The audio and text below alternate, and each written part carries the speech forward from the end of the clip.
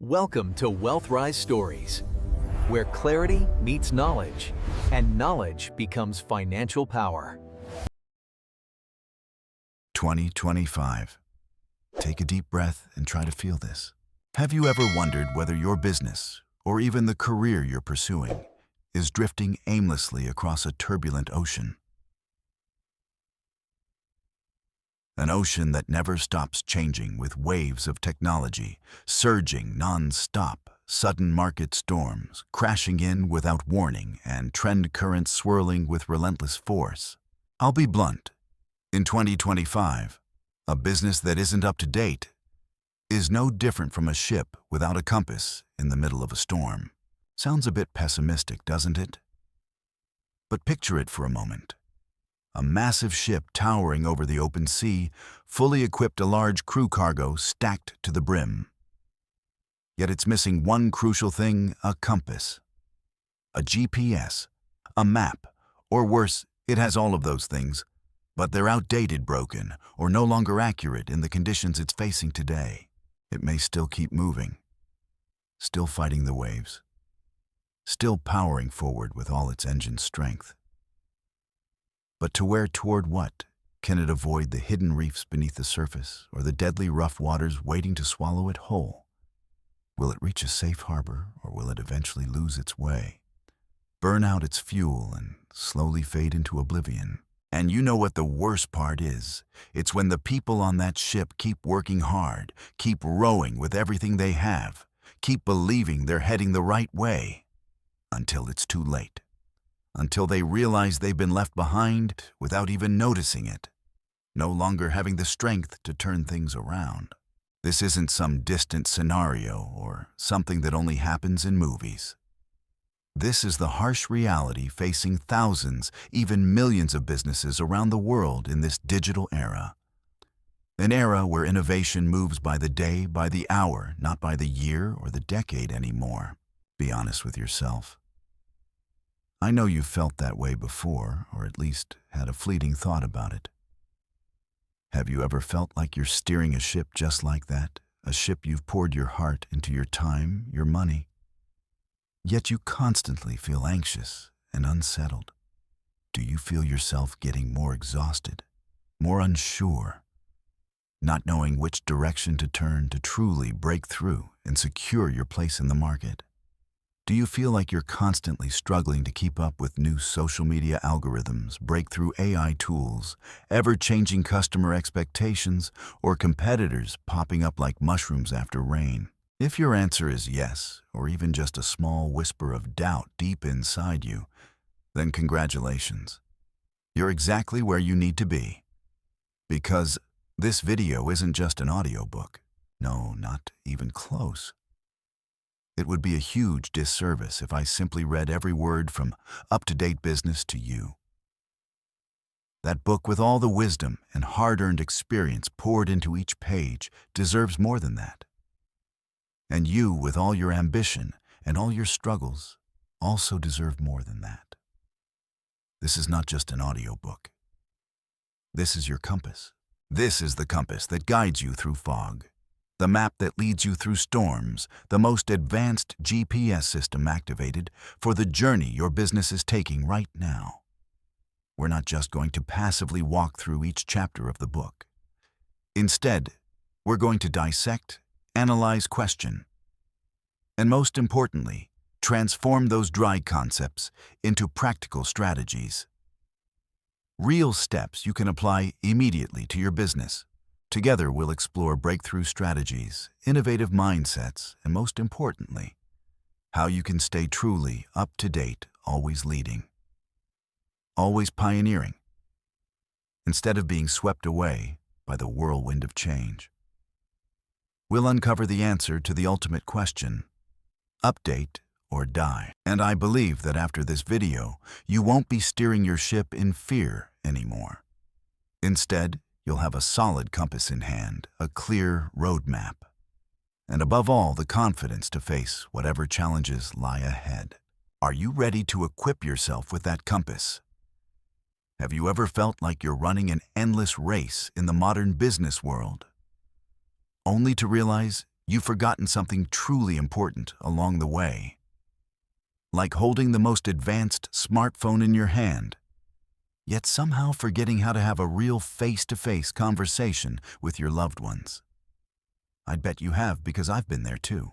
For a long time, I kept struggling inside a maze of dancing numbers on screens, dry KPI reports, and pressure-packed growth targets. My eyes locked onto charts, my mind spinning with market strategies. I kept chasing the perfect formula for success. I believed the key to building a sustainable business lay in cutting-edge technology, in the most optimized systems, in the cold precision of data analytics. And then I felt a vast emptiness, a strange, indescribable absence, like a machine running flawlessly, yet missing a soul. I had gotten lost in the labyrinth of numbers in the desert of data, to the point where I forgot that the true soul of my business wasn't something far away or abstract. It lived within people. From leaders to employees, from partners to customers. We get swept up in the whirlwind of doing more, faster, smarter, and forget that some values can't be measured by Excel sheets or algorithms. When you first hear the name Up To Date Business, you might picture a handbook packed with tech jargon, complex financial analyses, or daunting digital transformation strategies. You might imagine it as a book meant for brilliant minds or dry, hyper-technical experts. But no, this book surprised me, and I believe it will surprise you too. It's not just complicated algorithms or cold market strategies. It's a journey, a gentle yet powerful reminder of the true core of progress people. Up to date. Here doesn't stop at cutting-edge technology or the hottest market trends. It goes much deeper. It's empathy. It's the ability to connect human to human. It's the sincerity you pour into every business decision. In a world where AI is replacing countless tasks, where blockchain and IoT are reshaping how we interact, what we need more than ever is humanity. Think about it. Technology can automate processes, analyze massive data sets, even predict future trends. It's a powerful tool, no doubt. But who creates that technology? Who uses it? And more importantly, who benefits from those breakthroughs? It's always people. A modern business without a heart, without real care for the people who make it run, is nothing more than a cold machine. No matter how efficient it is, it won't last. It may hit its numbers, but it will never win the hearts of customers, nor retain the exceptional talent that drives long-term success. This book, Up to Date Business, opened up an entirely new perspective for me. It's not a dry technical manual, it's a compass. A companion on the journey of humanizing an organization. It shows us how to blend two worlds that seem at odds, the lightning-fast pace of technology and the slow, steady heartbeat of human connection. How we can harness the power of big data and artificial intelligence while preserving the core values of empathy, trust, and genuine relationships. An up-to-date leader isn't just someone who understands tech markets or finance. They're someone who deeply understands people. They know how to listen, how to inspire, how to build a company culture where every individual feels valued, empowered, and free to be themselves. They recognize that true innovation doesn't only come from inventing a new product. It also comes from unlocking the limitless potential within every person and creating an environment where that potential can flourish. In this video series, we'll dive together into each chapter, each idea of up-to-date business through the lens of humanity. We'll explore how to transform your organization into not just a smart, lean, technologically forward company, but one full of life, warmth, and meaning, a place where every individual feels like an essential part of something bigger. We'll learn how to place people at the center of every decision, so technology serves humans, not the other way around. Imagine a workplace where creativity blooms, not just because the tools are good, but because trust and support are abundant. A place where efficiency comes not only from optimized processes, but from joy and voluntary dedication. A place where success is measured not only by profit, but by happiness, personal growth, and the positive values the business brings to the community. That, to me, is business from the heart, a compass for the modern leader, for the message I feel from up-to-date business, and it's the journey we're about to embark on together. Ready? Let's open the door to a future of business that's not only smarter, but also warmer and far more meaningful. Welcome to the WealthRise Stories channel, where we explore ideas and stories that can change the way we see the world and our work. Today, we're starting a new journey, an intellectual adventure through a book that I believe will update the way we think up-to-date business. And this very first chapter, just from the title alone, already reveals so much. Chapter 1, Redefining Up To Date. Beyond technology within humanity. It sounds complex, but trust me, it's far more relatable and important than you might think. When we talk about up to date, what's the first thing that comes to mind? The latest software, artificial intelligence, blockchain, or the newest smartphone model, right? It's as if updating has become a non-stop race to chase chips and sophisticated algorithms. Businesses rush to invest millions, even billions, into new ERP systems, AI-powered CRMs, or the most advanced automation solutions. They believe that as long as they have the most cutting-edge tech, they're automatically up to date and leading the game.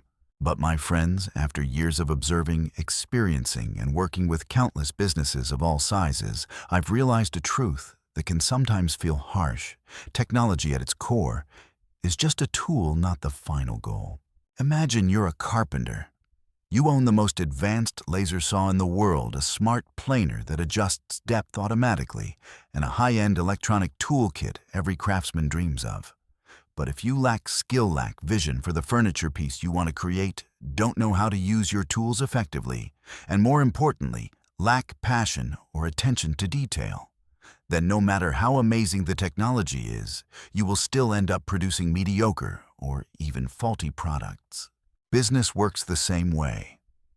A company can have a massive big data system, but if no one knows how to analyze it, if there's no culture of sharing information, no process to use that data for decision-making, then big data is nothing but a pile of dead data sitting quietly on a server. Or you can roll out a state-of-the-art project management platform. But if employees aren't trained, don't trust the system, or are too used to old habits, the platform will quickly turn into an expensive, useless white elephant. So if technology isn't the ultimate goal, what is the true factor that makes a business genuinely up to date? My answer and the core of this chapter is this: company culture, the real operating system of any organization. You see, if technology is the beautiful hardware, the shiny apps, then company culture is the true operating system. And an outdated, virus-ridden, or incompatible operating system will prevent even the most powerful hardware from performing at its best. On the other hand, a smooth, stable, well-optimized operating system enables every application to run flawlessly, even unlocking hidden features. Company culture isn't the inspirational slogans on the wall, nor the flashy team-building events held once a year. It's the sum of core values practiced every single day: mutual trust, unlimited collaboration across departments, a psychologically safe environment where people dare to speak up, dare to make mistakes, and dare to learn, a spirit of continuous learning, and above all, respect and empathy from human to human.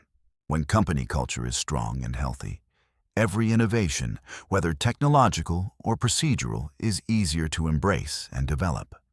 Employees willingly learn new technologies because they see the value, they trust the company's vision, and they feel like they're an important part of that change.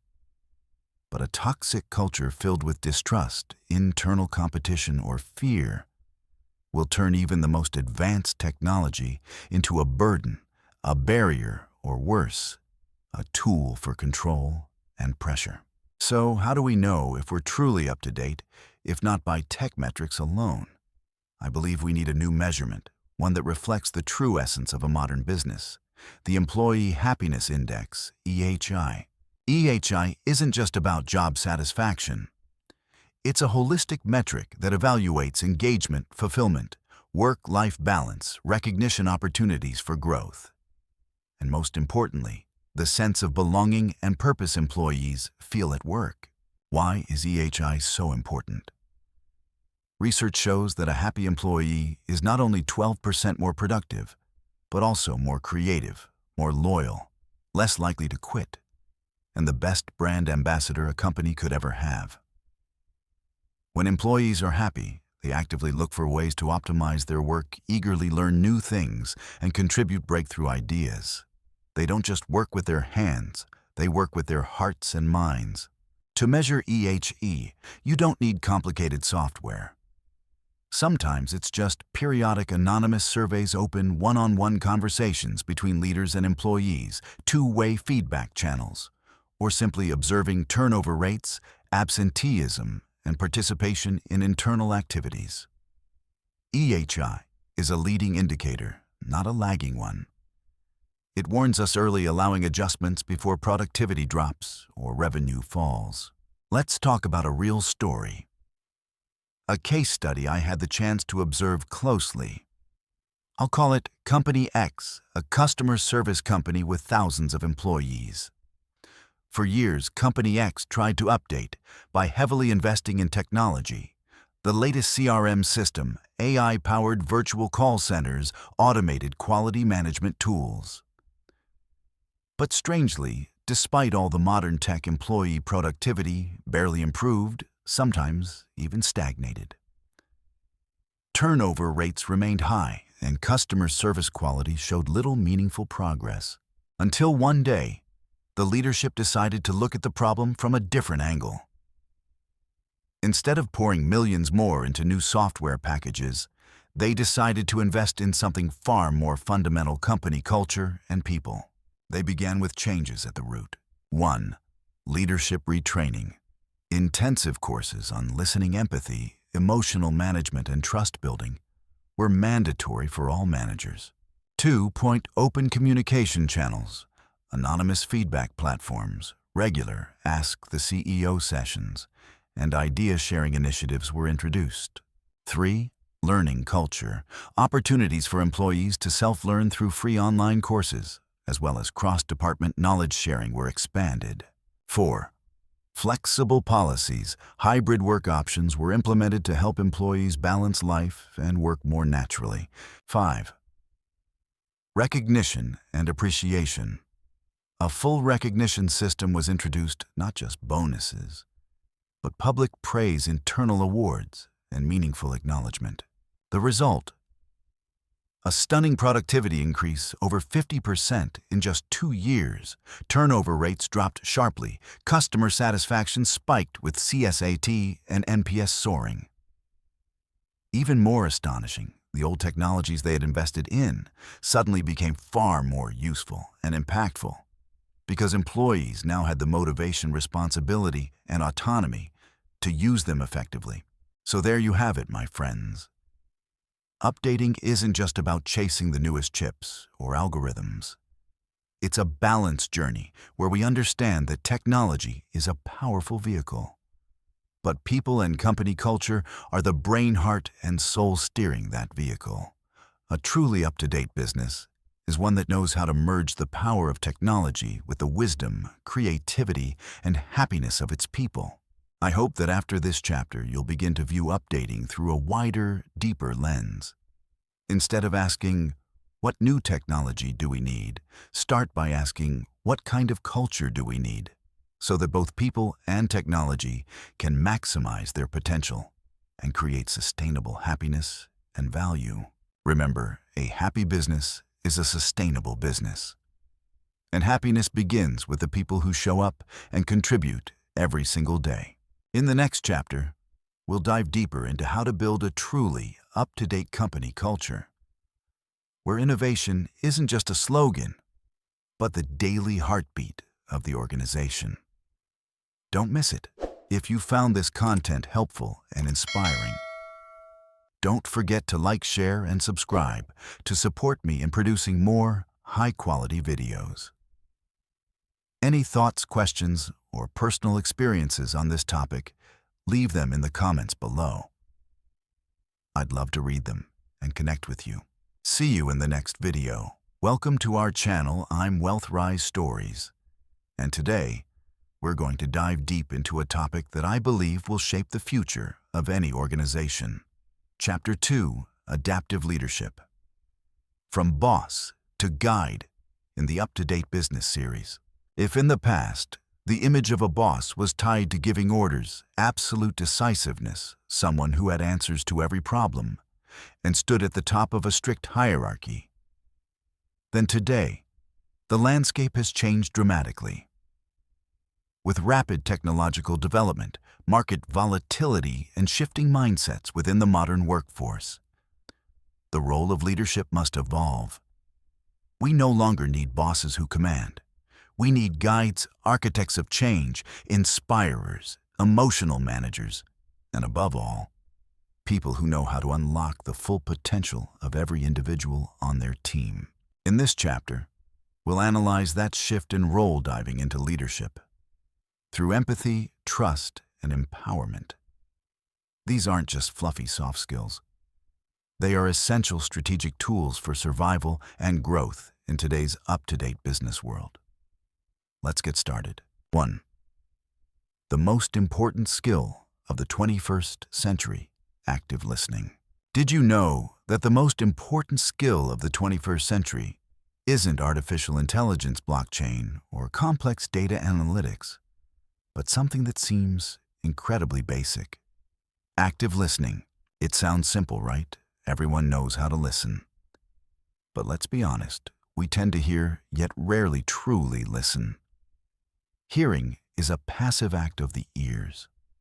Active listening is an art, a complex cognitive process where your brain engages not just to receive sound, but to deeply understand meaning, emotion, and the unspoken truths behind the words. As a guide, active listening is the foundation of empathy. When an employee approaches you with a problem, an idea, or even a complaint, our natural reaction is often to give advice, provide solutions, or worse, interrupt to show we already understand. But a true guide sets aside biases, assumptions, and personal thoughts to fully understand the person in front of them. I remember once a team member came to me feeling overwhelmed by work. My first reaction was to think about reassigning tasks or suggesting overtime. But then I reminded myself, listen first. I let them finish, didn't interrupt, nodded to encourage them, and asked open-ended questions like, "Can you share more about what's making you feel this way?" Or, "What would help you feel more supported?" And I realized the real issue wasn't workload, it was a lack of control and unclear project goals. Only when I truly listened did I understand the root cause. So how do we practice active listening? Give full attention, turn off your phone, clear distractions. Don't interrupt, let them finish their thought. Use eye contact and body language. Nod, lean in slightly. Ask clarifying questions. Can you explain more? What do you mean when you say, summarize what you heard? If I understand correctly, you're feeling... Because active listening doesn't just help you understand better, it builds trust. When employees feel heard, they feel valued, respected, and more willing to open up and contribute. 2. Building a safe-to-fail environment. Fear of failure is one of the biggest barriers to creativity and innovation. In traditional environments, failure is seen as weakness, a stain on someone's record, sometimes even grounds for punishment or dismissal. And the result, people avoid trying new things, avoid bold ideas, and play it safe. It may maintain stability short-term, but long-term, it kills growth. But in our up-to-date business world, failure becomes a great teacher. An adaptive leader creates an environment where people aren't afraid to be wrong. This isn't about encouraging carelessness or irresponsibility. It's about encouraging experimentation effort and learning from mistakes. Think about children learning to walk. They fall hundreds of times, yet never think I failed, I give up. They simply stand up and try again. We adults lose that innocence. How do we build a safe-to-fail environment? Redefine failure. Instead of treating it as a negative outcome, treat it as data, a valuable lesson. When a project fails, don't blame. Hold a retrospective asking, what happened? What did we learn? How can we apply this next time? Encourage experimentation. Allow time and space for wild ideas. Let teams dedicate time to off-track ideas like Google's famous 20% time, which created Gmail and AdSense. Show support. When an idea fails, protect your team. Show that you understand risks and value their effort. Share your own failures. Leaders who share their failures create transparency and psychological safety, making it easier for others to speak up. I've had my own heart-stopping moments watching my team experiment with ideas that felt risky or even crazy. But I learned this. Those spectacular failures often led to unexpected breakthroughs or at the very least deeper lessons than any training program could provide. A safe-to-fail environment boosts creativity, resilience, and continuous learning. 3. Empowerment is not delegation. It's trust. Many people think empowerment simply means assigning tasks. Here's a list. You do A, B, C. That's delegation, and it's necessary. But empowerment isn't delegation, it's trust. There's a huge difference. Delegation is, do this following my instructions, A, B, C. Empowerment is, I trust you to find the best way to do this. I'm here to support you if you need. The decision is yours. When you give trust, you give autonomy, ownership, and responsibility. You're not just giving a task, you're giving permission to decide, to create, to experiment, and to learn from experience. Why is trust so important? It builds engagement and ownership. Employees feel meaningful part of something bigger. It develops personal capability empowerment, forces them to think, problem solve, and grow. It frees leaders time. Teams become self-sufficient, allowing leaders to focus on strategy. It speeds up decision-making. Decisions happen close to the problem, not waiting on upper-level approvals. I often think of empowerment like gardening. A great gardener doesn't trim every leaf or pull every weed.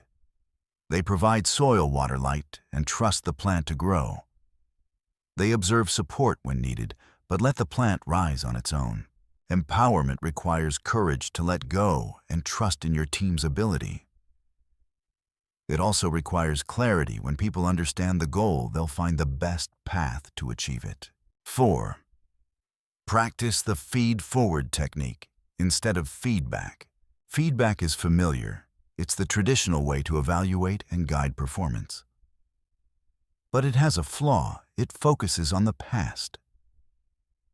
It talks about what happened, what was done wrong or right. And often receiving feedback feels like being judged or criticized, triggering defensiveness and resistance. So is there a better, more positive way to help people grow? Yes, feed forward. Instead of looking back, feed forward focuses on the future. Its goal is to help someone improve by offering actionable suggestions for next time without criticizing the past. The difference: feedback. Your presentation was unfocused and poorly prepared. Past, focused, judgmental. Feed forward. Next time you might try focusing on 3 key points using clearer visuals and practicing for 15 minutes beforehand. Future focused, constructive. Benefits of feed forward: solution-oriented, not blame-oriented. Motivating and positive. Encourages learning and trying new behaviors.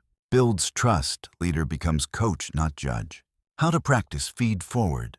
1. Identify a skill to improve. 2. Ask constructive questions. If you wanted to improve this skill, what could you change next time? 3. Provide future-focused suggestions. 4. Maintain supportive, encouraging energy. Feed forward won't replace all feedback, but it's a powerful tool for adaptive leaders who want a continuously growing positive team. We've now explored deeply the role of the adaptive leader, shifting from boss to guide. We covered 4 major pillars: active listening, creating a safe-to-fail environment, empowerment through trust, feed forward instead of feedback. A guide isn't someone who knows everything, but someone who knows how to tap into collective intelligence. Someone who builds a space where every individual feels valued, trusted, and capable of growth. It's a continuous journey of learning, adjusting, and putting humans at the center of every strategy. This path isn't easy. It demands patience, self-reflection, and a willingness to evolve. But the reward, a resilient, united creative team, ready to face any challenge in a fast-changing world. Think of one small action you can take today to become a more adaptive guide. Maybe practice active listening in your next meeting, or try giving feed forward to a colleague. Thank you for spending your time with me in this chapter. Don't forget to like, share, and subscribe so you don't miss the next valuable content in the Up to Date Business series. See you in Chapter 3. Welcome back to Up to Date Business, where we dissect modern business mindsets and explore sustainable pathways for growing our organizations. Today, we're diving deep into a topic that I find incredibly fascinating, incredibly important, and truly the backbone of any successful organization in this digital age: your people. And this is Chapter 3, the All-Star Team. Retaining talent through culture. My friends, a few decades ago, attracting and retaining talent was simply a battle of salaries and benefits packages. But today, the game has completely changed.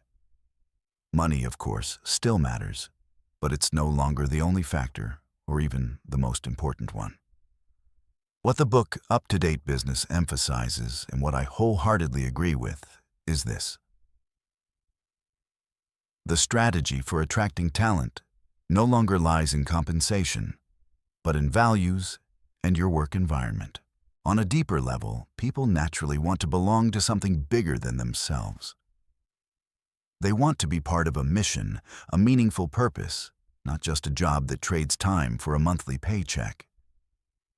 Imagine a young, talented, passionate professional presented with 2 job offers, one with a very high salary but a toxic, meaningless culture, and another with good, livable pay, but filled with passion, creativity, and a clear mission. Which one will they choose? I'd bet most would pick the second one, because value and meaning are becoming the new currency in today's labor market. So how do we build an all-star team, people who are not only highly skilled, but deeply connected to the business? We'll walk through 4 key pillars outlined in the book, and I'll add my own perspective along the way. 1. What is your company's mission? And is it inspiring enough? This is the first and most important question. A mission isn't just pretty words on a website or annual report. Your mission must guide every activity, every decision. It must be the lighthouse that illuminates the path for the entire team. Think of it as a story. Humans are drawn to stories. We want to know what story we're part of. Does your company's mission tell a story big enough, meaningful enough, that others want to become characters in it? For example, Patagonia's mission isn't merely to sell outdoor clothing. It's build the best product, cause no unnecessary harm, use business to inspire and implement solutions to the environmental crisis. Inspiring, right? Tesla's mission isn't to sell electric cars, but to accelerate the world's transition to sustainable energy. Those are missions big enough to make a brilliant engineer or designer willing to devote their youth and passion. I remember when I first started making YouTube videos, my mission was simple: share what I learned, connect with people who shared my passions, and spark critical thinking. It sounds small, but at the time it was my flame. And as my team grew, I always tried to share that flame. I didn't just say we're making videos. I said we're creating content that brings real value, changes the way people see the world, and builds a community of lifelong learners. Be honest with yourself. Is your mission truly meaningful and inspiring? Or is it a generic line like maximize profit or become a market leader? If it's not enough, take the time to redefine it. Ask your team. Ask your customers what truly matters to them about your company. A strong mission becomes a magnet for the right talent, and more importantly, a reason for them to stay. 2. Hire based on values, not just skills. This is a crucial point that many companies still overlook. We often focus too much on grade certificates, quantifiable experience. But skills can be learned. Values, on the other hand, are incredibly difficult to change.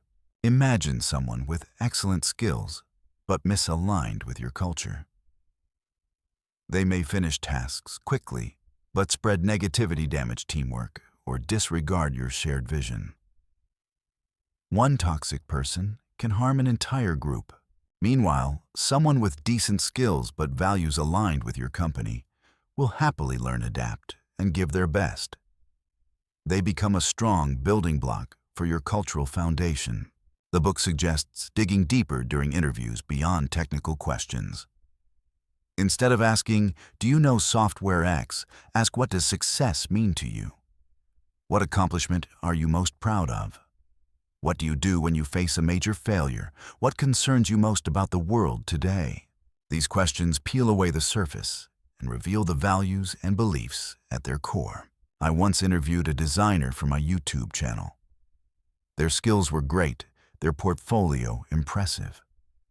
But what struck me most was how they answered questions about the meaning of design. They talked not just about color and layout, but about creating meaningful experiences, communicating messages clearly and emotionally. That's when I knew this wasn't just a technician. This was someone who thought in terms of impact. They fit our mission. Take time to clearly define your company's core values: honesty, teamwork, creativity, social responsibility, anything you stand for. Then build interview questions around those values. And don't just listen to what candidates say. Watch how they speak, how they react, how they tell their stories. Sometimes one small anecdote reveals more than a perfect resume. Search for lighthouses in their spirit, not just tools in their skill set.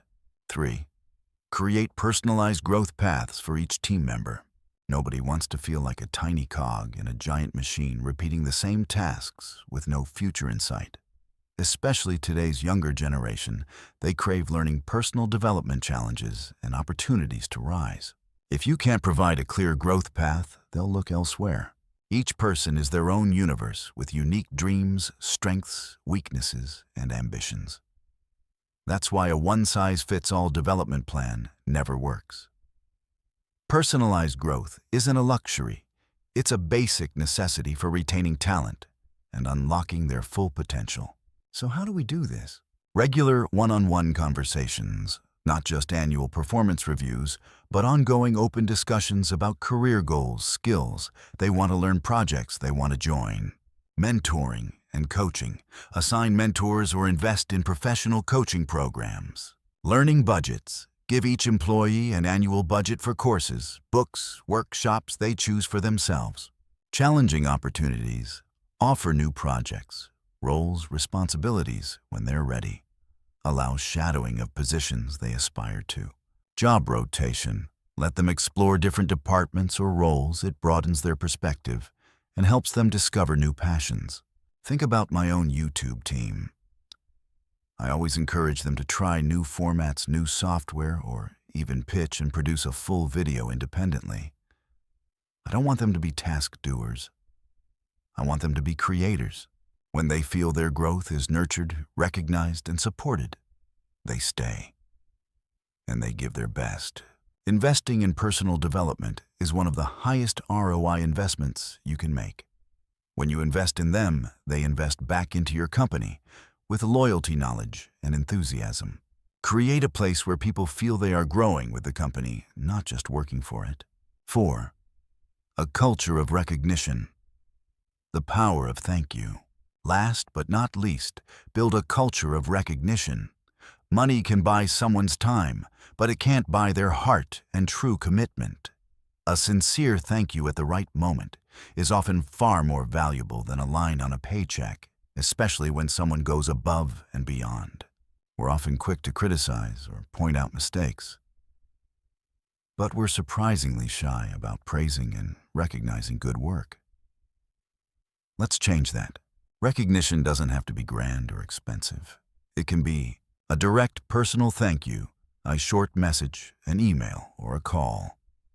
Thank you for exceeding expectations on Project X. I truly appreciate your effort. Public recognition. In team meetings, internal boards, or company platforms, huge shout out to the marketing team for an incredible campaign, especially to Y for their tireless work. Small but meaningful gestures, buying someone their favorite coffee, a handwritten card, a team lunch. Continuous positive feedback. Don't wait until year-end. Recognize wins weekly or even daily. Science shows that recognition triggers dopamine release, boosting happiness and motivation. It strengthens teamwork, improves morale, and encourages people to give more. I remember one time, an editor on my team worked overnight to finish a rush project. The next morning, I publicly thanked them, bought their favorite specialty coffee, and wrote a small, handwritten note. They were so surprised and touched. After that, their performance skyrocketed, and they passed that energy on to the rest of the team. That wasn't just a gesture, it was relationship building. It was trust. Make recognition a core part of your company culture. Create channels for peer-to-peer recognition, not just top-down. Be a leader who values people and shows it. Gratitude is the language of the heart, and the heart is what keeps true talent. As you can see, to build an all-star team and retain the brightest talents today, we must look beyond salaries and compensation. We must create an environment where people feel they belong to a meaningful mission, work with shared values, grow every day, and are truly recognized for what they contribute. This isn't a soft or optional strategy. It's a core, vital one for any business seeking sustainable growth. It's building a strong home where people come not just to work, but to live, contribute, and find meaning. So the big question for you today is this: where will you start to strengthen your company culture? Does your mission need refining? Does your hiring process need to focus more on values? Have you created clear growth paths for your team? And most importantly, are you saying thank you enough? Take time to reflect on these. Let's build workplaces that aren't just places to earn a living, but places where people find purpose and grow. Thank you for listening. See you in Chapter 4 of Up to Date Business, where we'll explore even deeper dimensions of the modern organization. Don't forget to like, share, and subscribe so you won't miss more valuable content ahead. Welcome to Chapter 4 of the Up to Date Business series. I know that when we talk about big data, many of us immediately think of complex charts, dry numbers, or cold algorithms. I used to be the same, looking at data and seeing only performance optimization and KPIs. But this book helped me recognize something extremely profound. And it's also the core of today's chapter: big data, deep empathy, turning numbers into stories. Our goal isn't to use data to optimize machines in a soulless, mechanical way, but to understand deeply the needs, pains, and desires of our customers. Put more simply, to humanize data. Let's peel away the digital outer layer and look at the human heart behind every number. 1. Behind every click is a human being. We constantly analyze online user behavior: where they click, how long they stay, which pages they visit, what they buy when they abandon their cart. Everything is captured in numbers and metrics. Very useful for assessing the effectiveness of a marketing campaign, right? But have you ever asked yourself, who is behind that click? Imagine a young mother browsing the internet past midnight after her child has fallen asleep. She clicks on a baby skincare product. Behind that click is not just a potential transaction. It's her worry about her child's sensitive skin, her hope of finding something safe and effective. A moment she dedicates to searching for the best for her little angel.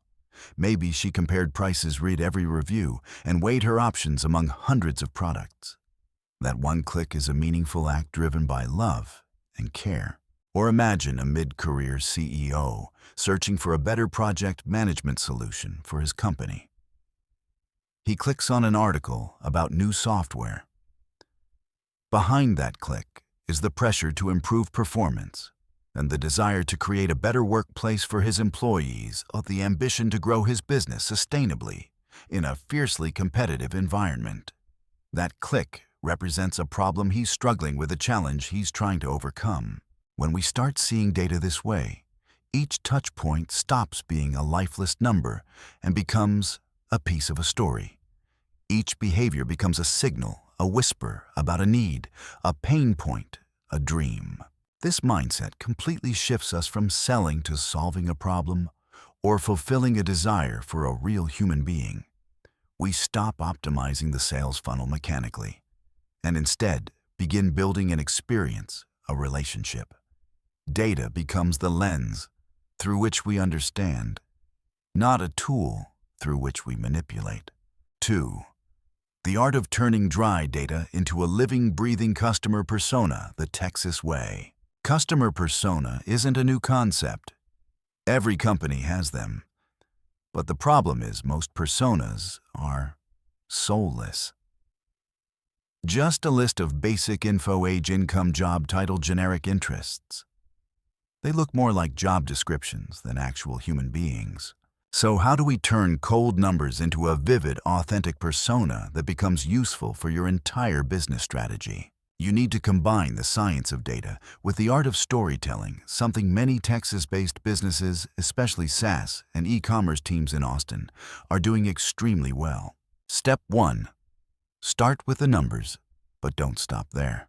Begin with quantitative data: demographics, purchase history, web behavior, preferred communication channels. This is the skeleton, but bones alone don't make a person. Step 2. Add qualitative insights. That's the flesh and blood. This is what separates a pretty on-paper persona from a truly powerful one. Language analysis. What keywords do customers search? What do they ask the chatbot? How do they phrase comments? Texas retail customers, for example, tend to be extremely direct. Does it work or not? Is it worth the money? And this says a lot about their expectations. Burkalkar customer service notes, Texas businesses. Especially family services like HVAC, home cleaning, fitness, meticulously document customer feedback. This is a goldmine of pain points. Open-ended surveys. Ask open questions. Texans love telling stories, and if you ask the right questions, you'll get priceless insights.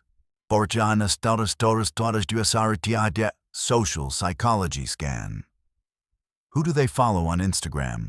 What content do they engage with? Sports fans, mom bloggers, business influencers. In Texas, you'll see a lot of content centered on family life, career growth, and convenient lifestyle solutions. Step 3. Connect the dots and build a story. Grounded imagination. Once you have the data, sit down and create a real human, not woman aged 25 to 35, but someone with emotions, pressures, and aspirations. Example: persona. Anna Tran, a working mom in Austin, Texas. Name: Anna Tran, age 32. Occupation: marketing specialist at a mid-sized tech company in Austin. Family: mom of a 4-year-old daughter. Background: Anna is the modern Texas woman, busy, ambitious, juggling work and family. Austin's booming tech scene puts pressure on her to learn fast, stay updated, and prove her capability. What she cares about: work, marketing solutions, automation tools, new tech trends. Personal life: parenting books, safe products, convenient online courses. Health: managing stress while caring for her family. Pain points: not enough time, Everything must be quick and efficient. Overwhelmed by too many tools and too much advice. Work-life pressure and fear of falling behind. Aspirations. Becoming a well-known marketing expert in Austin's tech community.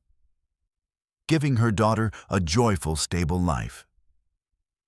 Learning continuously, refusing to be outdated. Online behavior. Browses LinkedIn during lunch. Watches YouTube on marketing tools at night. Shops online after her daughter sleeps. Participates in Texas parenting Facebook groups. Prefers clean UI and fast checkout. With a persona like Anna's, you don't just have data. You have a human being to design your product for right content for and base your marketing decisions on.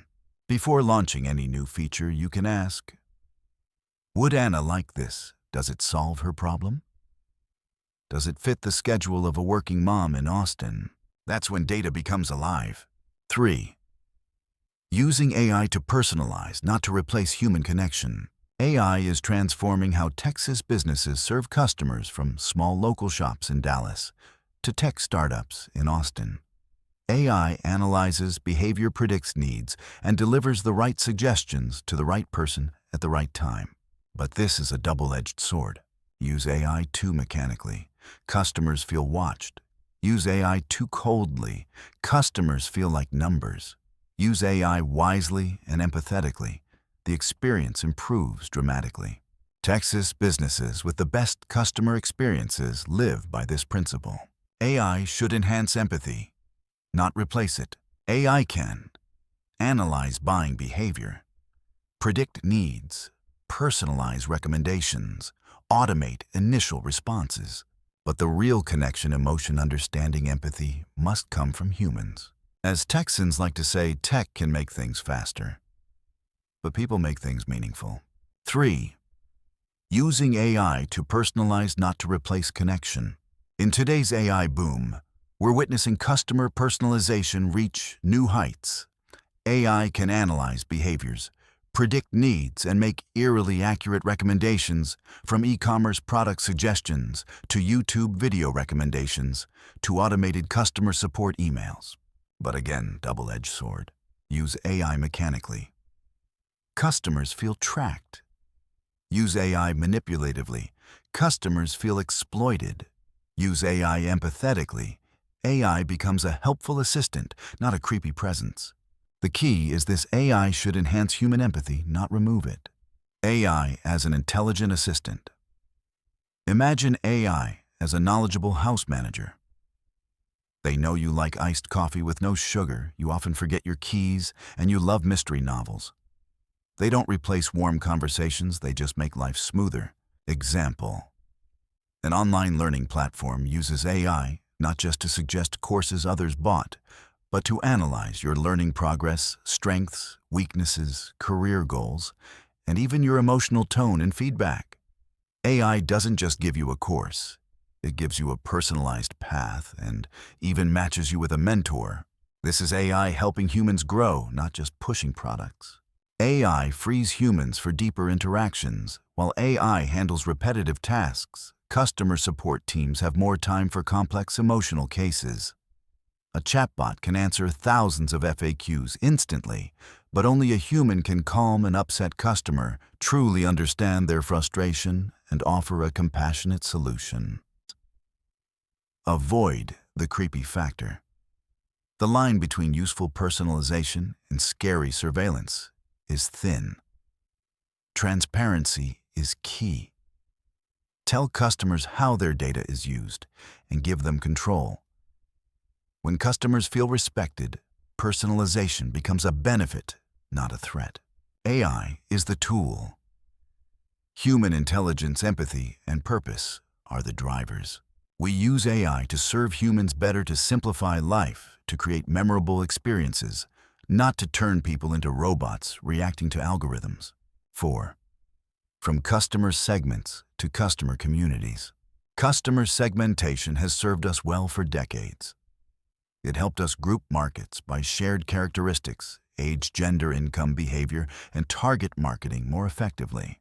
But in today's connected, hyper-personalized world, segmentation alone is no longer enough. Up-to-date business argues that it's time to evolve from customer segments to customer communities. Segmentation groups individuals based on similarities. Community builds a space for people with shared values, goals, and interests to connect, interact, and support one another. Segmentation, just cold, mechanical. Community, feisty, warm, dynamic. Why are communities more powerful? 1. Stronger loyalty. People in a community feel deeply connected, not just to your product, but to the people and values within that space. 2. Natural marketing power. A strong community becomes the best unpaid marketing engine members share, recommend, defend, and co-create. They become genuine brand ambassadors. 3. Richer ongoing insights. Communities give you qualitative data, conversations, questions, shared frustrations, insights you'll never get from purchase data alone. 4. Co-creation communities are ideal for crowdsourcing ideas, testing new products, and developing innovations with customers. How do you build a community from data? Use behavioral and social data to identify community seeds groups with shared problems, passions, or interests. Create spaces for connection: online forums, Facebook groups, Discord channels, offline meetups. Empower members, give tools, not control. Let them lead discussions and help one another. Focus on experience, not transactions, and the community exists to create value. Sales come naturally afterward. We live in an era where connection is far more valuable than possession. Instead of viewing customers as isolated individuals within a segment, see them as potential members of a powerful, meaningful collective. That's how we build long-lasting, heartfelt business relationships. Through Chapter 4, I hope you now see data differently. Data is no longer cold numbers serving machines.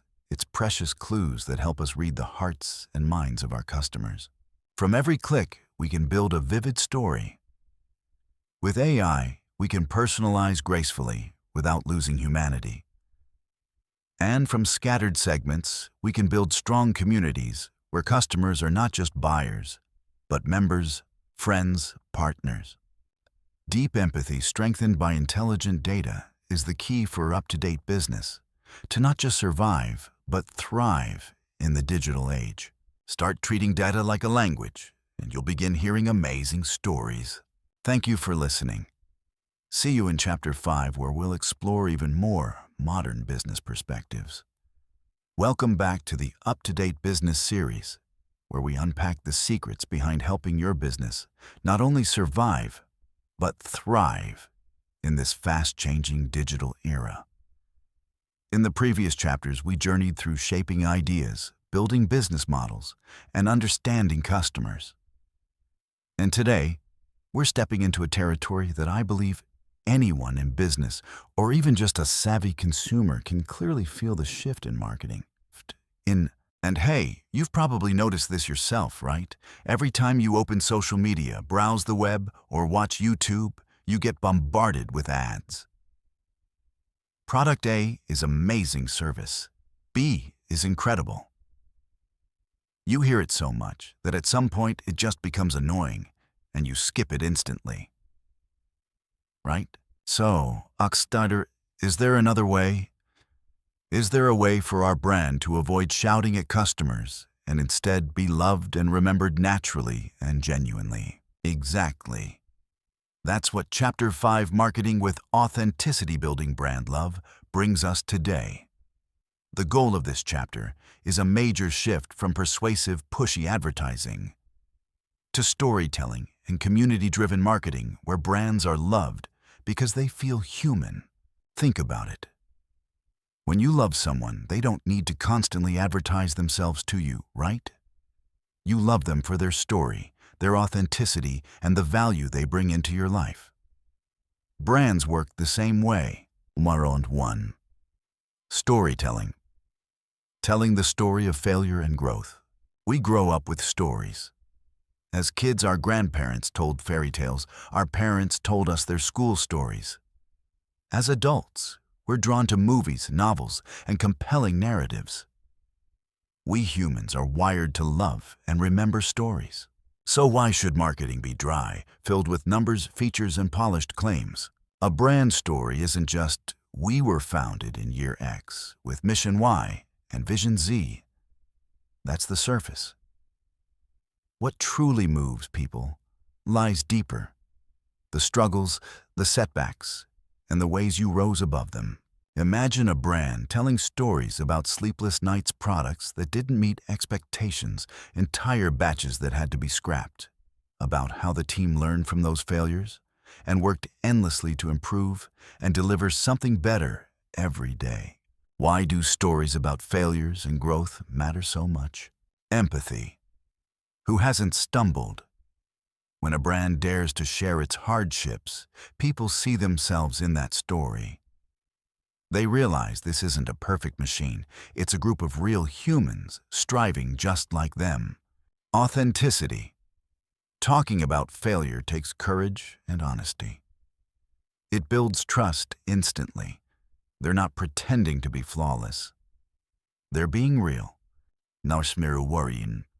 Lessons and inspiration. Stories of rising after falling deliver lessons and inspiration. They show the brand can learn, adapt, and keep moving. That reinforces the image of a resilient, trustworthy brand. Imagine a small coffee shop telling the story of its empty early days, of experimenting with dozens of recipes of the first disastrous batch that tasted terrible, and how listening to every customer helped them create the perfect cup they serve today. Isn't that story far more captivating than "We have the best coffee in town"? Absolutely. Your story is the soul of your brand. Let that soul be alive, honest, even with its scars. 2. Vulnerability. Marketing transparency builds trust. From storytelling, we take one step deeper into vulnerability marketing. It sounds strange, doesn't it? How can being vulnerable help a business? But think about relationships. What makes you trust someone when they're willing to share their fears, their weaknesses, their struggles? When they're not trying to hide or pretend? That transparency forms a strong, invisible bond. In marketing, vulnerability. Marketing doesn't mean you're weak. It means you're strong enough to show your imperfections. This can show up in transparency in production. Let customers see where your ingredients come from, how your products are made, who the craftsmen are. Pulling back the curtain helps customers feel like they're part of the journey. Sharing challenges. Pandemics, economic crises, supply chain issues. Brands that openly talk about the difficulties they face and how they're working through them come across as honest and resilient, not weak. Admitting mistakes and showing solutions. This is the hardest, but the most powerful. When a product has defects or a service falls short, don't hide it. Apologize sincerely, take responsibility, and publicly lay out the plan to fix it. This not only solves the issue, it turns a crisis into a loyalty-building moment. Look at major brands. They openly share their sustainability struggles, their efforts to reduce environmental impact, even when it increases their costs. They admit they're not perfect, but they're trying every day. That transparency becomes the glue between brand and customer. It's like opening your arms, showing your flaws, and inviting customers into your world. And when customers feel that sincerity, they respond with trust and love. 3. Build community first, sell second. In the digital age, we don't just sell products or services. We sell experiences, values, and most importantly, belonging. Forget the mindset of, "How do I sell more right now?" Instead, ask, "How do I create a space where people who share the same values or interests can gather, connect, and grow together?" That's community building. A successful brand doesn't just have customers, it has fans. Die-hard supporters who will defend you, recommend you, and celebrate you, not because you forced them to buy, but because they love you and feel like they're part of something bigger. So how do we build a community?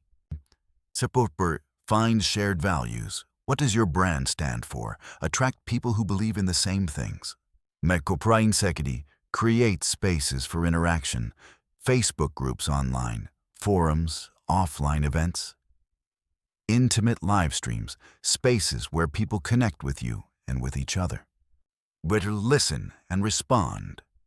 A community is a two-way conversation. Listen deeply, respond thoughtfully, or provide value beyond products, workshops, helpful content, community projects. When you give, without expecting immediate returns, you plant seeds for long-term relationships. Turn customers into ambassadors. When your community is strong, customers naturally become advocates. They tell your story, defend you, and bring in new people effortlessly. Remember, sales are the result of a strong community.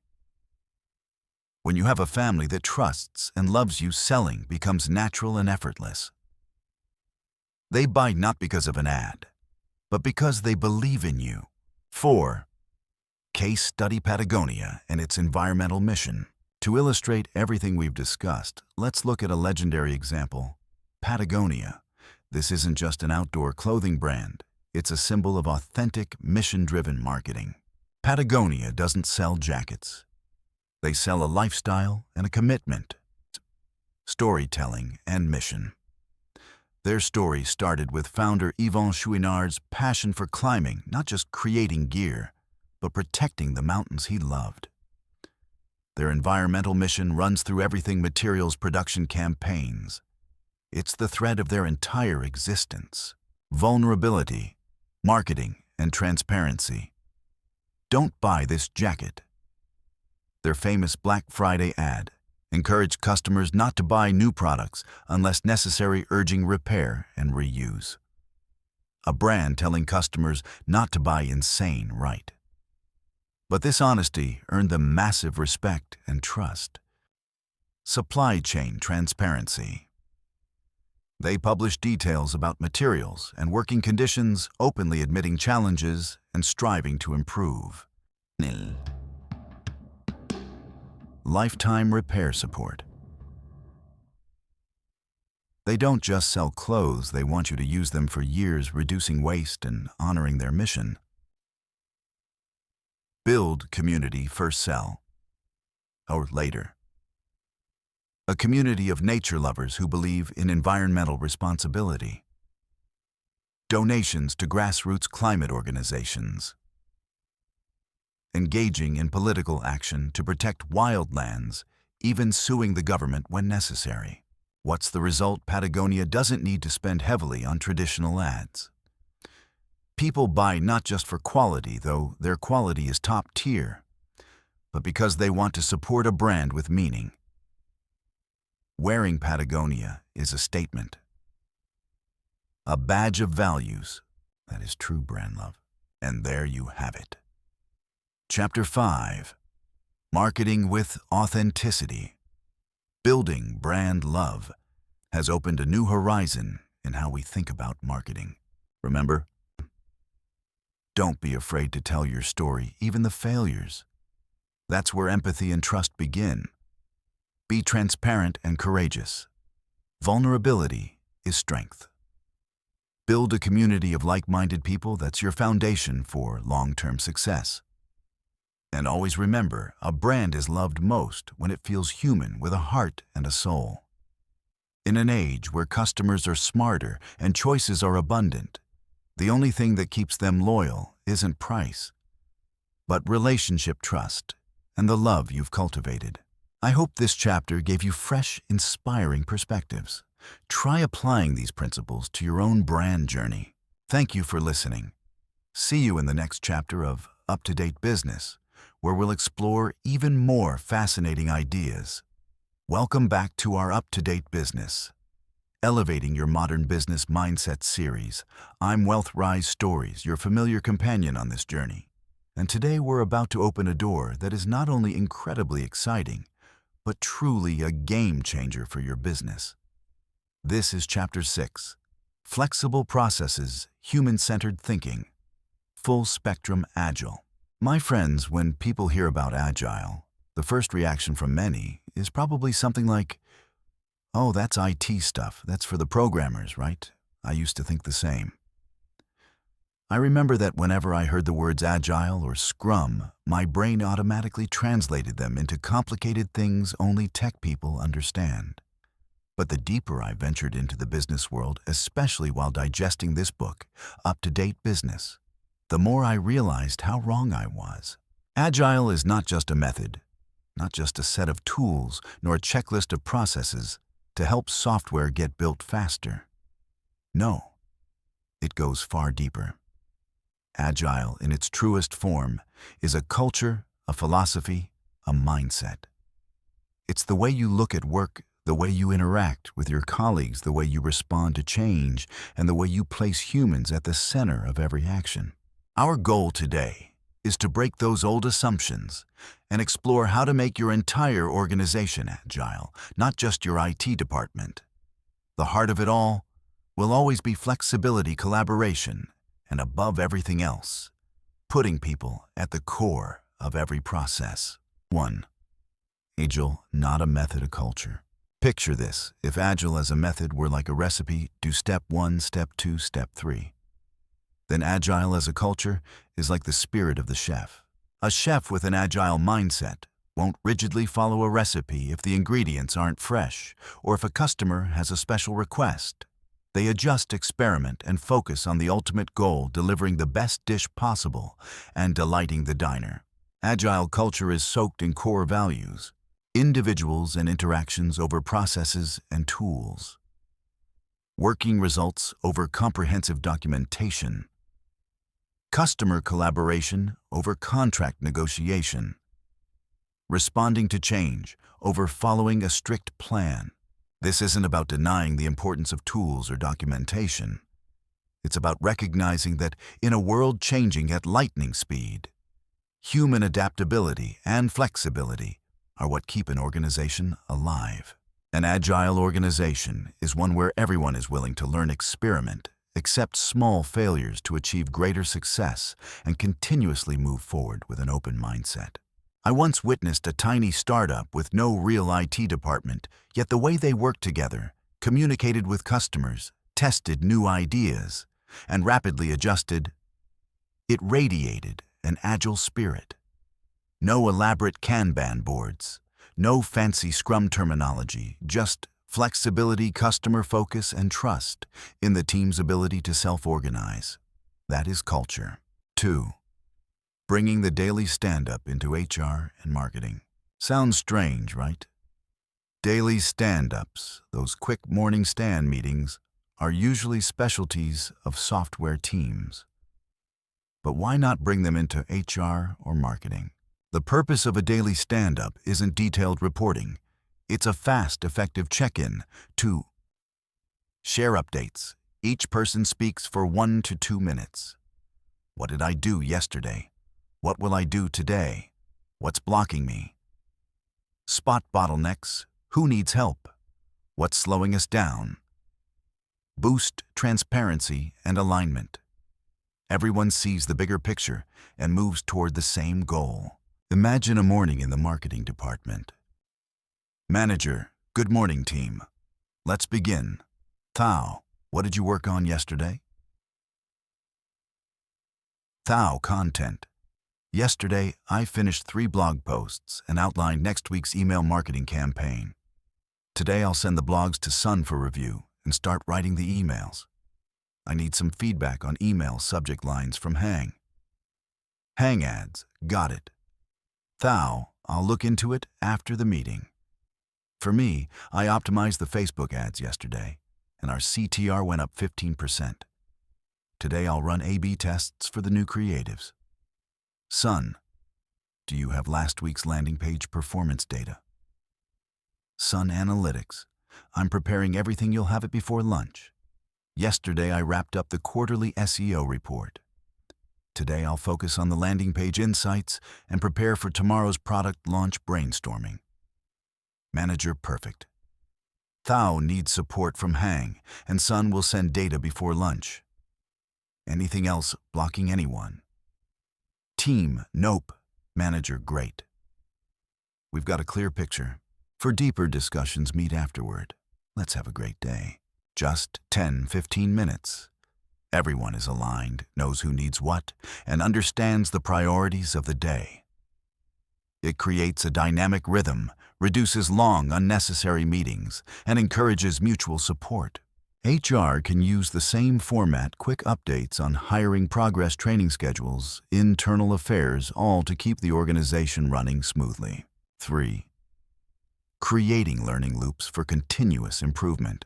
In today's VUCA world, volatile, uncertain, complex, ambiguous, sticking to one fixed plan is basically suicide. Up-to-date business emphasizes non-stop learning, and Agile gives us the perfect structure, the learning loop. A basic loop works like this. Plan, choose a small, clear, achievable goal for 1-2 weeks. Do execute the plan. Check, study, collect data, measure results, review what happened. Act, adjust the plan for the next loop based on what you learned. This isn't just for product development. Think about improving your onboarding process.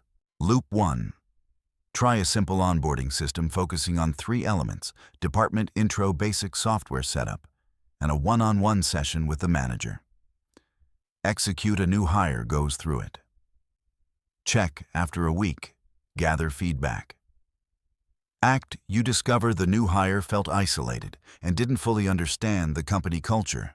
So next time you add a buddy system and a session on core company values. And loop by loop, you get better. Small steps. Continuous improvement. No fear of failure, because every experiment, good or bad, teaches you something. 4. The power of the retrospective. Looking back to move forward with respect and without blame. This, to me, is the soul of Agile. When applied organization-wide, the retrospective. If daily stand-ups look forward, retrospectives look backward to learn and grow. They're held regularly, usually at the end of each work cycle, and revolve around 3 key questions. What went well? What could be improved? What will we commit to next cycle? And most importantly, and I can't stress this enough, retrospectives must happen in a safe space with absolute respect and zero blame. Chapter, no blame culture. When something goes wrong, we don't ask who messed up. We ask what in the system, process, or environment allowed this to happen. Blame shuts people down. Fear kills honesty. Without honesty, improvement is impossible. Respect. Every perspective matters. Listen actively. Encourage everyone, even newcomers, to share their fresh insights. Or concrete actions. Retrospectives aren't for complaining. After identifying opportunities, the team must choose 1-2 realistic, actionable changes for the next cycle. I once saw a retrospective begin with obvious tension. A small mistake had happened in the previous project. But the facilitator was brilliant. He started by praising wins, then asked if we had a time machine and could go back, what could we have done differently to prevent this? Instantly, the conversation shifted from who's at fault to how can we be better. The room opened up. Ideas flowed. By the end, they created a new process upgrade, and no one felt attacked. Retrospectives don't just improve processes. They strengthen trust, build resilience, and nurture a culture of learning, shared responsibility, and genuine humanity. You see, Agile is far bigger than we thought. It's not a checklist or a department.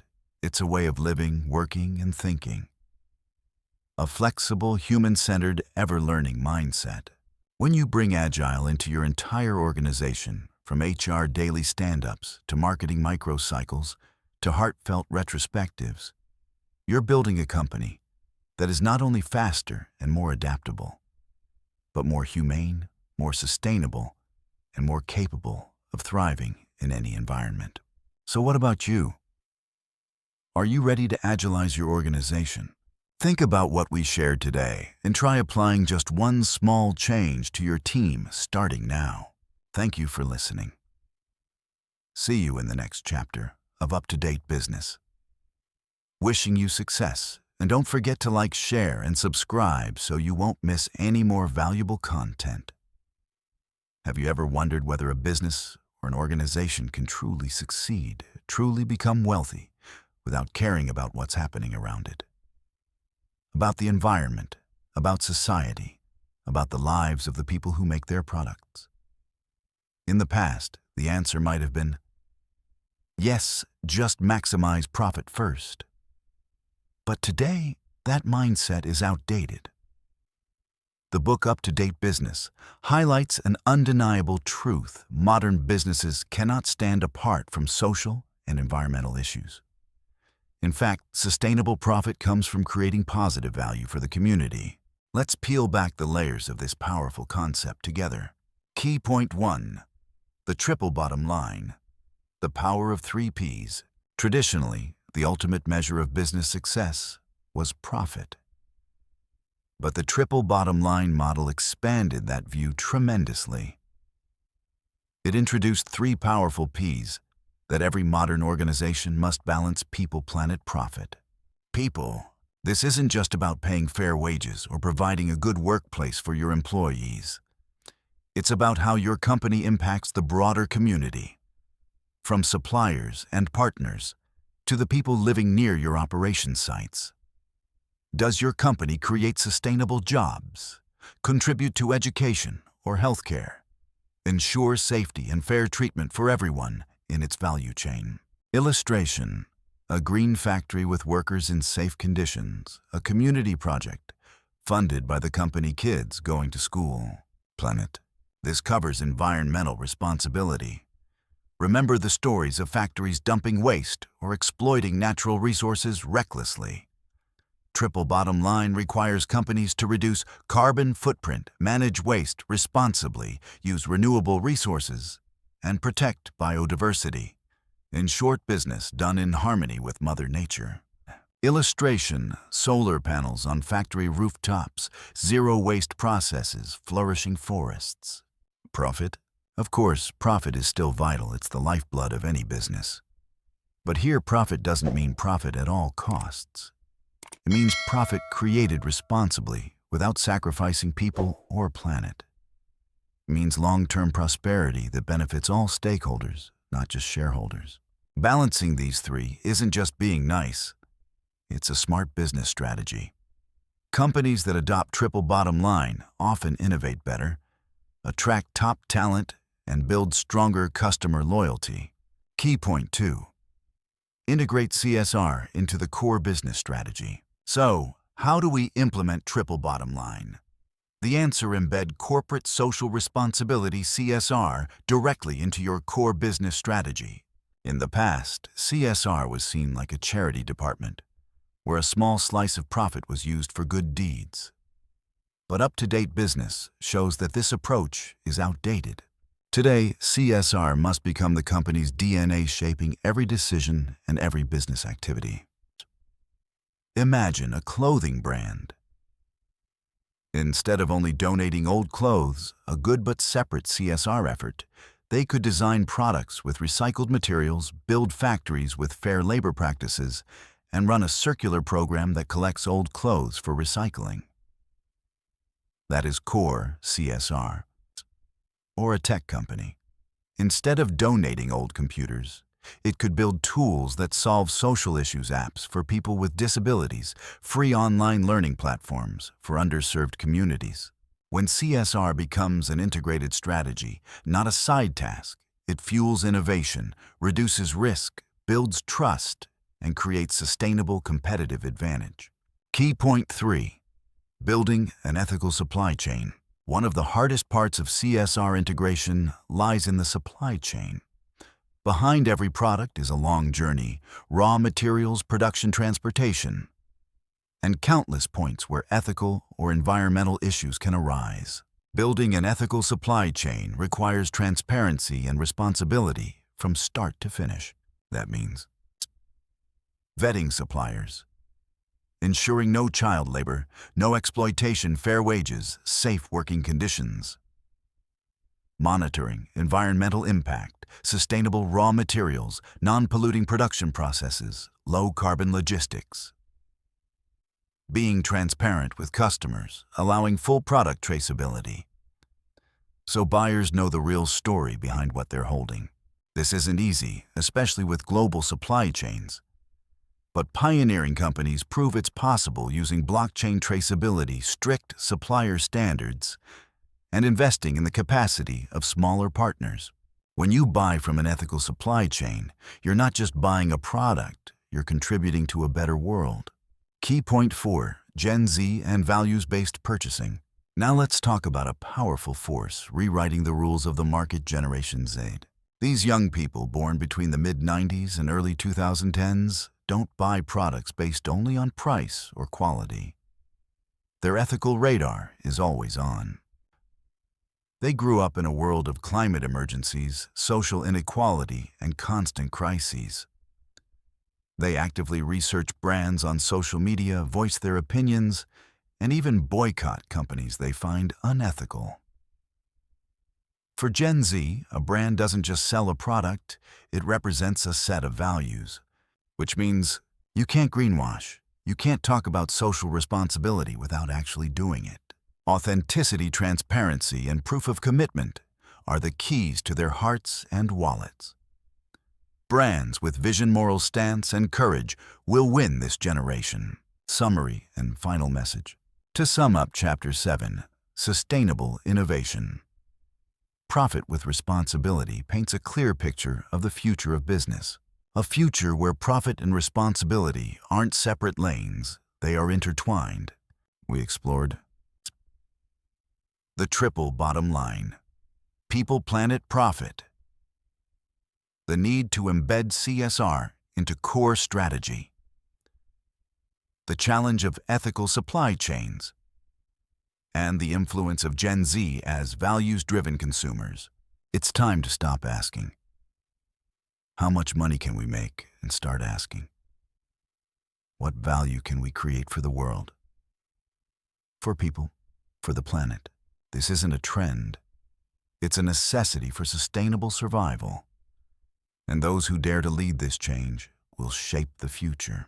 What do you think about this topic? Is your organization applying these principles? Share your thoughts in the comments. I'd love to hear your stories and perspectives. If you found this video helpful, don't forget to like, share, and subscribe so you won't miss the upcoming chapters of Up to Date Business. Thank you for joining me. See you in the next video. Hey everyone, have you ever stayed up late thinking about the day robots or AI might, well, take our jobs? I've been there. I remember reading an article about robot baristas once, and suddenly feeling worried for the sweet baristas I see every morning. Laughs. But the deeper I got into up-to-date business, especially Chapter 8, The Future of Work, AI, and Human Creativity, the more I realized the future looks completely different, much brighter. The purpose of this chapter isn't to paint a dark future where machines rule over us. It's to show a hopeful one where AI handles repetitive, boring tasks and humans focus on what truly sets us apart: creativity, deep, critical thinking, and emotional intelligence. 1. AI is a partner, not an enemy. This idea completely changed the way I see AI. Growing up, sci-fi movies taught us to fear AI rebellions or robots taking control. But reality, very different. Think of AI as a superpowered tool, the smartest assistant you've ever had. It can crunch mountains of data in seconds, make highly accurate predictions, automate repetitive tasks like data entry, basic coding, or financial report processing. AI frees us from monotony. So what do we do with that freed up time and energy? We focus on what humans do best: strategy, empathy, problem-solving, leadership, and of course, creativity. AI can compose music in the style of Bach, but it can't tell your vulnerable personal story. It can analyze patterns, but it can't create a business idea born from lived experience. It can draw, but it can't produce soul-stirring art the way a human artist can. AI is our right hand, not our replacement. 2. Invest in reskilling and upskilling. As jobs evolve, we can't afford to stay still. This isn't the time to panic, AI will take my job. It's time to ask, what do I need to learn to work with AI? Up to Date Business emphasizes that training and skill development are no longer optional. They're survival strategies. Companies must anticipate which skills will fade, identify which ones will rise, provide ongoing training so employees can adapt. And what are these essential new skills? They're the human ones. Critical thinking, complex problem solving, communication, collaboration, leadership, emotional intelligence. AI can analyze employee productivity, but only a human leader can understand feelings, inspire a team, and resolve conflicts. 3. Encourage interdisciplinary thinking and creativity.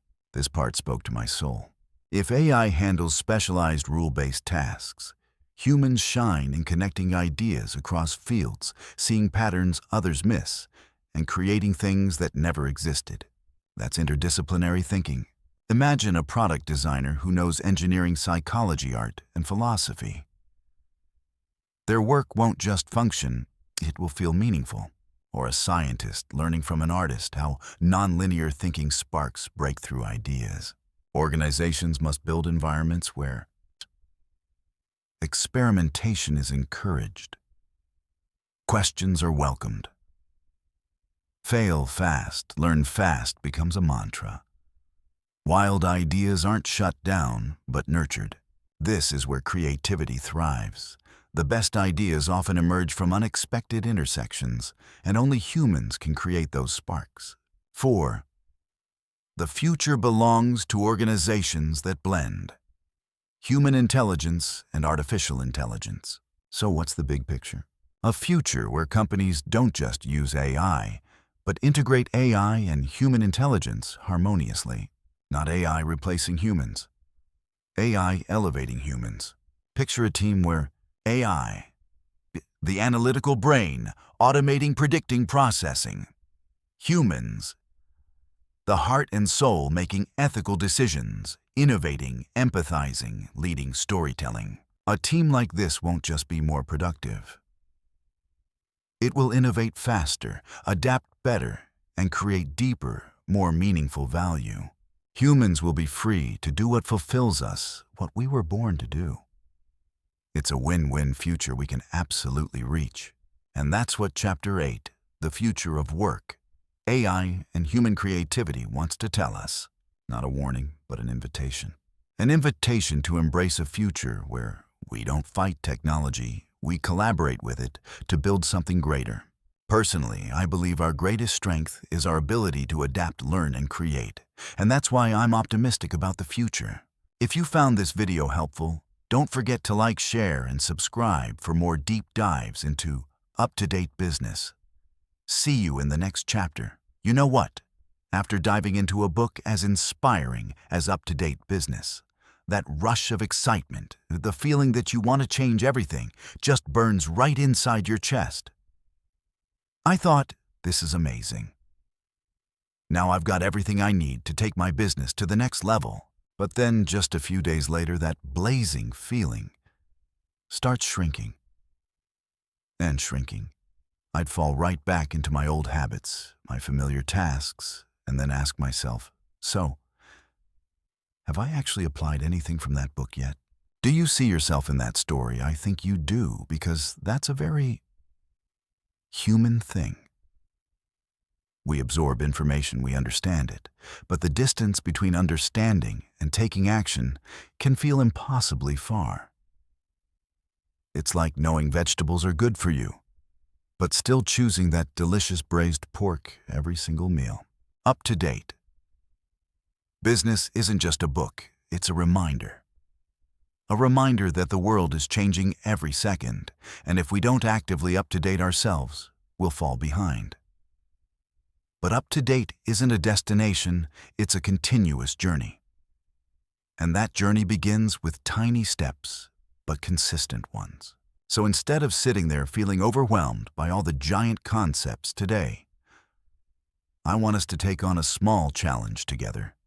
A super simple, super doable 7-day action plan that can create surprisingly meaningful change. This isn't some magical formula to turn you into Elon Musk in a week. It's a starter kit, a launch pad to help you turn the essence of this book into real action. Because the true value of knowledge lies in how we apply it to our lives and our work. Are you ready?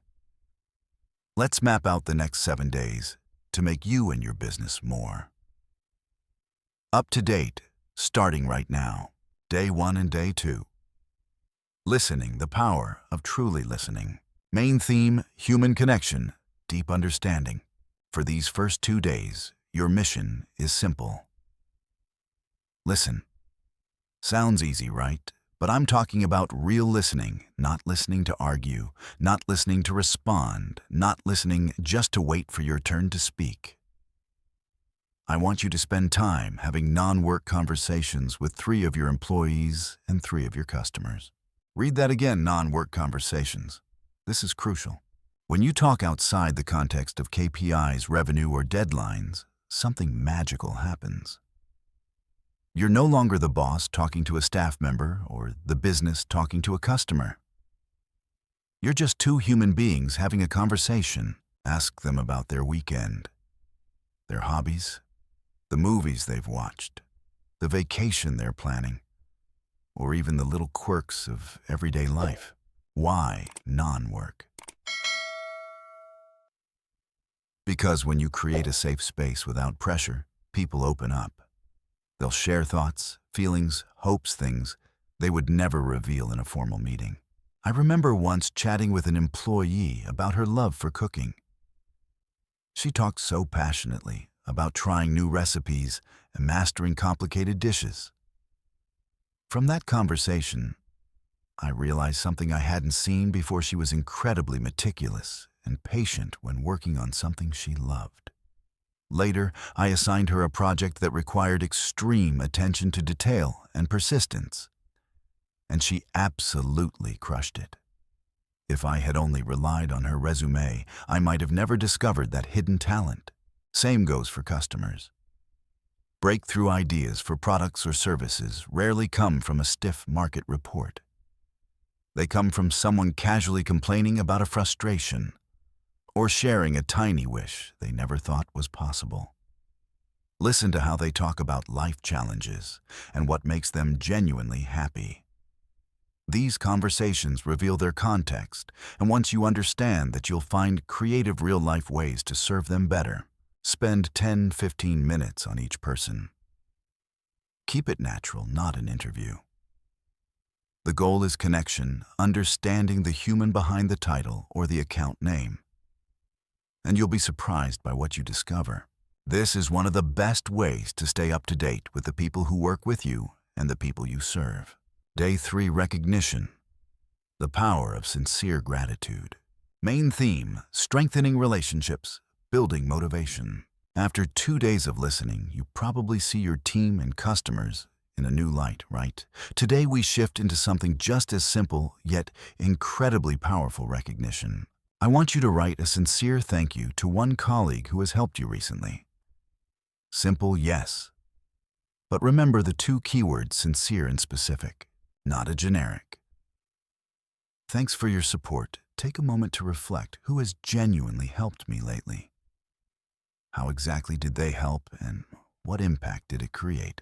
For example, instead of writing, "Thanks, man, for your help," write something like, "Hey, man, I want to send you a special thank you for spending your entire Friday evening double-checking the numbers in Project X with me. Because of your attention to detail, we caught that small error just in time, and Monday's presentation went smoothly and impressed the client.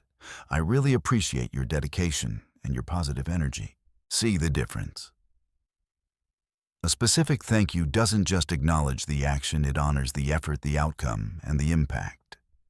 It shows the person how valuable they truly are.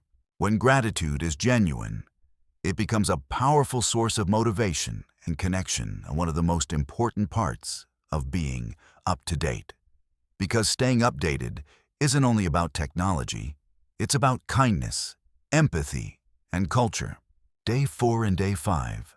Learning, expand your vision with new trends. May on the theme staying informed, renewing mindset, anticipating the future. Now that we've strengthened your inner circle, it's time to look outward. Your task for the next 2 days is to study one new trend and reflect on how it could serve humanity better. The world is spinning fast. Today it's AI. Tomorrow it might be Web3, the green economy, or ultra-flexible remote work. You don't need to master everything. Just pick one trend that you're curious about, or one that could impact your industry. Maybe AI and automation. Maybe sustainability. Maybe the creator economy. Maybe new shifts in online shopping. Once you choose a trend, spend some time exploring it. Read articles, watch videos, listen to podcasts, follow experts online. But here's the most important part. Ask yourself, how can this trend serve people better? Don't stop at profit or tech specs, look at the human side. AI isn't just about robots working faster. It can free humans from repetitive tasks, letting us focus on creativity and emotional work. Sustainability isn't just cost-saving, it's preserving the planet for the next generation. When I first learned about AI, I was skeptical. I thought it would take jobs away. But once I explored how AI helps diagnose diseases earlier or personalize learning for students, I had a breakthrough moment. It's not a threat, it's a powerful tool to elevate lives. Learning about trends doesn't just update your knowledge. It stretches your mind and helps you see opportunities to innovate, create value, and serve society better. That's how you stay up to date with the world's flow, ready for whatever comes next. Day 6 and Day 7, systemize, standardize, so you can scale. Main theme process optimization, efficiency, scalability. You've listened. You've recognized. You've learned. Now it's time to turn insights into structure. For the last 2 days of this challenge, I want you to pick one small process in your team and discuss how to make it repeatable. Repeatable means a process that can be done easily, efficiently, and consistently by anyone, whether you're there or not. Look at the everyday mini processes your team handles. Maybe it's how weekly meetings are run, how customer emails are answered, how content is posted on social media, how weekly reports are compiled, or even how new team members are welcomed. Choose one small process, something manageable within 2 days. Then sit down with the people involved and ask, how are we doing this right now? What parts are inefficient or confusing? Can we write a step-by-step guide so anyone can follow it? How do we ensure consistency and quality every time? I remember how onboarding used to take me hours of one-on-one explanation. Later, I created a short onboarding handbook with checklists and step-by-step videos. New hires felt more confident, they blended in faster, and I had more time for strategic work. That's the power of systemization. When you standardize small processes, your team runs smoother, mistakes shrink, and time is saved. It builds the foundation you need to scale your business in the future. This is the heart of up-to-date business, not just innovating at the macro level, but optimizing micro-level actions to create a sustainable, efficient system. See that just 7 days, tiny actions, but incredibly deep impact. We've gone from human connection to internal reinforcement, from expanding vision to optimizing workflows. The purpose of this 7-day plan isn't to accomplish everything instantly. It's to spark a habit, a mindset of staying up to date consistently. Growth doesn't come from giant leaps. It comes from small, intentional actions done every day. I hope that after this 7-day challenge, you feel more confident, more energized, and most importantly, that you've turned the ideas from up-to-date business into real steps.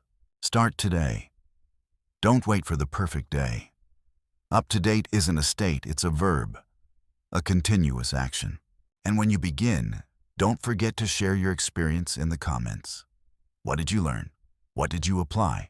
What surprised you the most? I genuinely want to hear your story. Thank you for walking with me through this.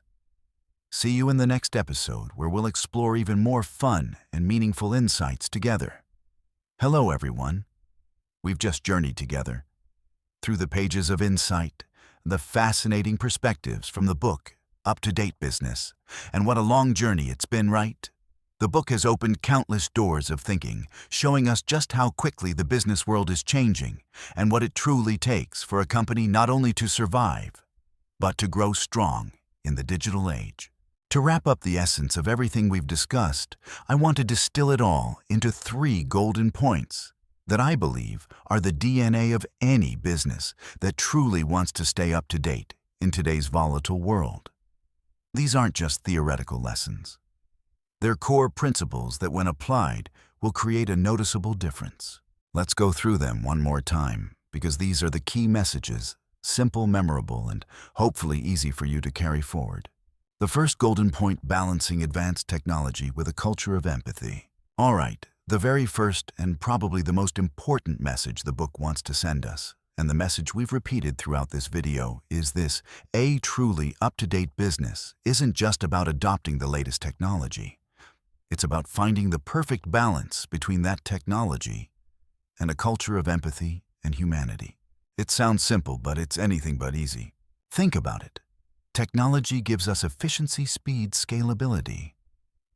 It allows us to do extraordinary things, connect billions of people, instantly automate repetitive tasks so humans can focus on higher-level value. From AI analyzing customer data to automated production processes, technology has fundamentally reshaped the way we work. But you see, without empathy, technology is nothing more than a cold, emotionless machine. A chatbot might respond instantly, but it doesn't understand a customer's real frustration when they face a complex issue. An AI system might analyze data accurately, but it can completely overlook emotional nuance, personal aspirations, or the unique human stories within your team. That's when a business loses its soul. It loses the ability to deeply connect with customers and even with its own people. Being up to date doesn't mean chasing every tech trend blindly. It means knowing how to use technology as a powerful tool to serve people better, to understand customers more deeply, to build a work environment where every employee feels heard, valued, and supported to grow.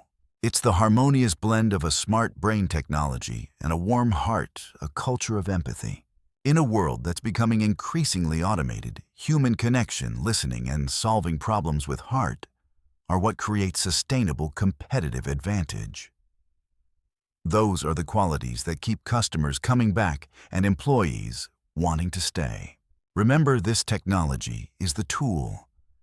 Empathy is the compass. The two must go hand in hand like 2 sides of the same coin to build a truly up-to-date business. The second golden point: modern leadership is about serving, building trust, and empowering others. Next, let's move to the second golden point. The book makes it clear that modern leaders aren't commanders issuing orders from above. They are servants, architects of trust, and empowerers. The word servant doesn't mean weak, submissive, or lacking authority. It carries a far deeper meaning. A leader puts the needs of the team above personal interest. They're there to remove obstacles, provide resources, coach, guide, and help each member reach their full potential. A servant leader is like a gardener, creating the best environment so the plants your people can thrive and bear fruit.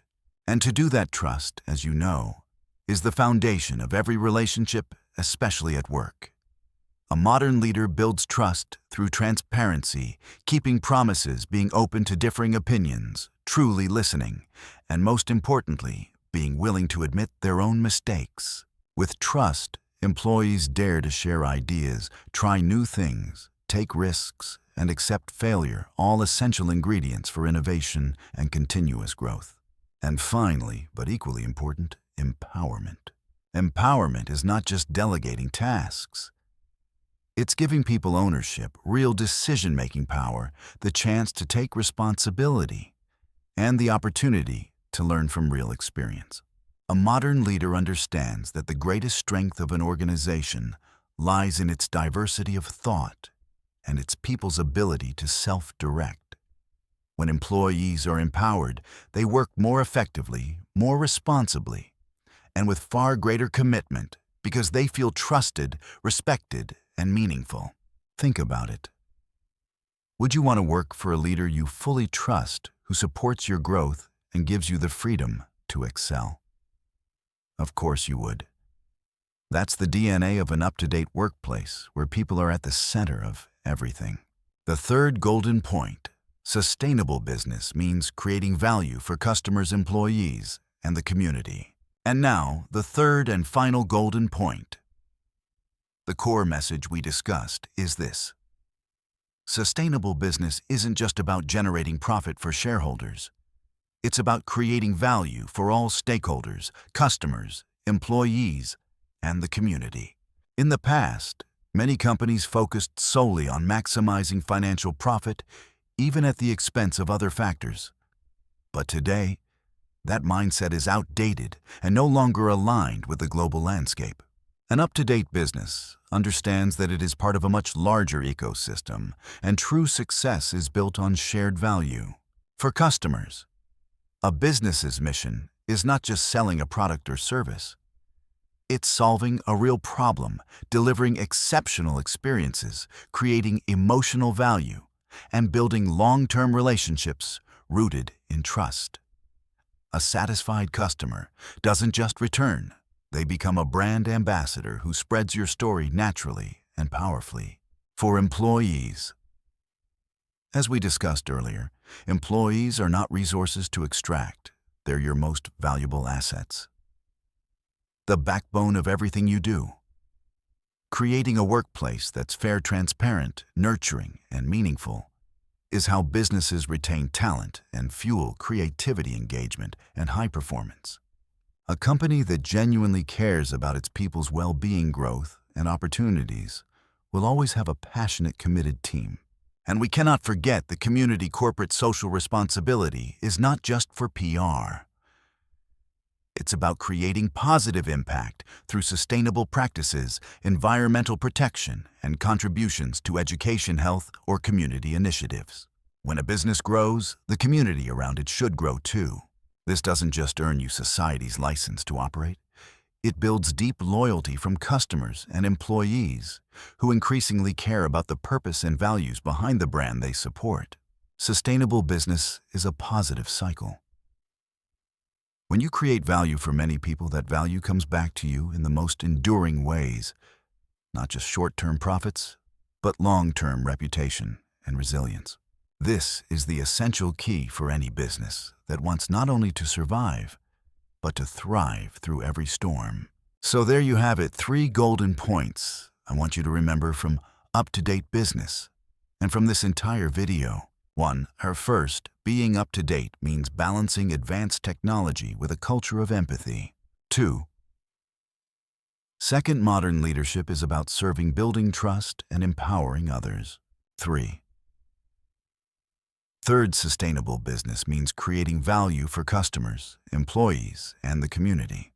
I hope these messages don't just help you summarize the knowledge easily, but also inspire you to reflect on how we operate our businesses, or even how we work and interact every day. Let's build businesses that are not only technologically advanced, but also deeply human, so we can move toward a future that is sustainable and prosperous for all of us. And just like that, we've flipped through page after page, exploring different angles of a business world that never stops shifting, where the idea of an up-to-date business isn't just a slogan, but a survival compass.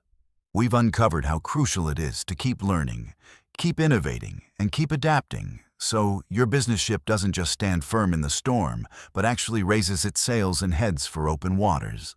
And now, as this video comes to a close, I want to ask you one final question, a question I believe will define your next chapter. Will you be the one steering your business ship, or just a passenger on someone else's journey?